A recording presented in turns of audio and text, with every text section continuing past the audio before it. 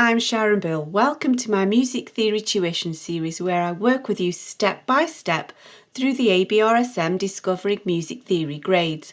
I'll work through every single exercise and explain everything you need to know. You can access information about the books I have available to help you on my website. Go to sharonbill.com. For advert-free and longer lessons, you can become a patron at patreon.com/SharonBill. If you can give me a like, that would be super, and please do subscribe to my channel to stay updated. You can support this channel by buying me a coffee at buymeacoffee.com/SharonBill. Let's press on now to page 27 of the Grade 2 Discovering Music Theory workbook. We continue with the topic of scales, but we just now have a little visit to the topic of the degrees of the scale, and so perhaps you might find it helpful to just pop back to page 25 for a second. And we can see that each step of the scale is numbered, so a degree of the scale just represents each step of the scale. So in A major, for example, A is the first step of the scale, B, C, 2, 3, 4, and so on, all the way up the octave. You might find it helpful to just keep the piano keyboard in mind because of course it goes A, B, C, D, E, F, G, A, B, C, D, E, F, G, but sometimes if you're starting in the middle of a sort of a progression of notes on a F, for example, F, G, A, B, C seems a little confusing at times. So if you find a piano keyboard helpful to just keep track of how the notes go round in system, then do that. But we're just going to be looking at naming individual degrees of the scale. And really the only way it's possible to go horribly wrong is to forget to count the tonic as the first degree of the scale. So if you were counting to find out which degree of the scale this note, we'd need to go 1, 2, 3, but it would be quite easy to forget and go 1, 2, and in that case we're going to be out by a step, aren't we? And so let's now press on to exercise 4 and perhaps work through a few of these together to begin with. So here is our tonic, and our tonic is a B flat. We're in the treble clef and we need to count up 4 steps. So we need to go 1, 2, 3, 4, line, space, which takes us to this note E. We need to remember, however, that B flat major would require B flats and E flats, so just E would not be correct because the 4th degree of B flat major must be E flat and take into consideration what the key signature would be. And so we can just count up going line, space. If you want to double check that, you could always just B, C, D, E, F, G, A, B, 1, 2, 3, 4, 5, 6, 7, 8, and we can see that 4 is E, and then we know it needs to be flattened. So you could double check it that way if you like. And so now here we have an E flat as the tonic, and we need to count up 6 degrees to find the 6th degree of the scale, not forgetting to count the first. So we're counting line, space until we get to number 6. 1, 2, 3, 4, 5, 6. And that takes us to note C. Now E flat major has a key signature of B flats, E flats and A flats. C is not affected by that key signature, and so it's just plain old C. Here we have a tonic in the bass clef of an A. We need to count up a third, so space, line, space gives us 1, 2, 3, so there's our third. However, we know that A major must have F sharps, C sharps and G sharps. This note here is A, B, C, and so we're not quite there yet.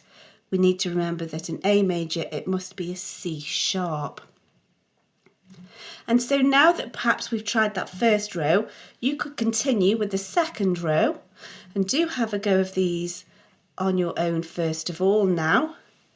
It's much better to learn by your mistakes. I always say that, I know. It's so very important. And so let's now look at these together to just check through. So here we have a B flat. So let's get the actual note first of all. So B flat, 1, 2, 3. So we're counting space, line, space, and so on. 1, 2, 3, 4, 5, 6 takes us here to a G. B flat major has B flats and E flats, and so G is not affected by that key signature, so it can just stay as a G. Now here we need an eighth or an octave. We could say 8 VE as well as eighth. So we've got to count to make sure we get exactly 8 notes higher. We can't just have any old E to flatten. And we're always counting upwards, remember. We're counting up the degrees of the scale. So 1, 2, 3, 4, 5, 6 is C, 7 is D, and we need 2 ledger lines to get to the E flat. So C, D, E flat. Only this particular E flat will do, because otherwise we're in the wrong octave and we've gone more than 8 steps away. So this is an E flat major, of course, must have E flats because it's got B flats, E flats and A flats. Here's our low tonic, here's our higher tonic there, which also requires a flat. So here again, we're in E flat major again, but this time we're down an octave as our starting note. So if this is the tonic, if that's 1, then this next door note, 1, 2, E flat to F, is the second line space. And E flat major has B flats, E flats and A flats. F is not affected by that key signature, so it just stays as F. Let's press on to exercise 5. So we have some scales already written out for us here.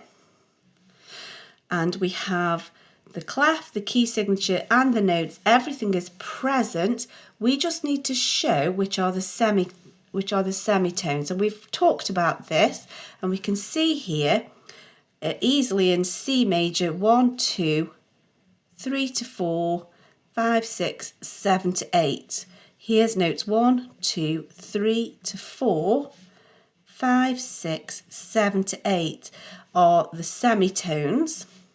That's exactly why we have to keep adding all of these extra notes to the key signatures, because that arrangement will change and we need to adjust notes to make it fit the major scale pattern.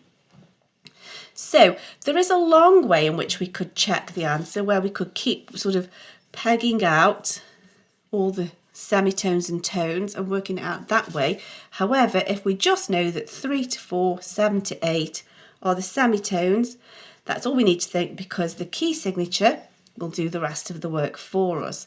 However, we need to just be careful, because here, when a scale is descending, if you go 1, 2, 3, 4, that's not correct because it's going backwards. We have 8, 7, 6, 5, 4, 3, 2, 1. So 8 to 7 and 4 to 3 are our semitones. So just be careful that you remember whether it's descending or ascending.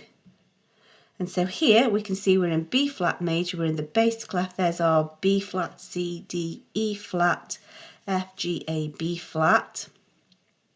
And so you've just got to make sure that you get your correct semitones for an ascending scale.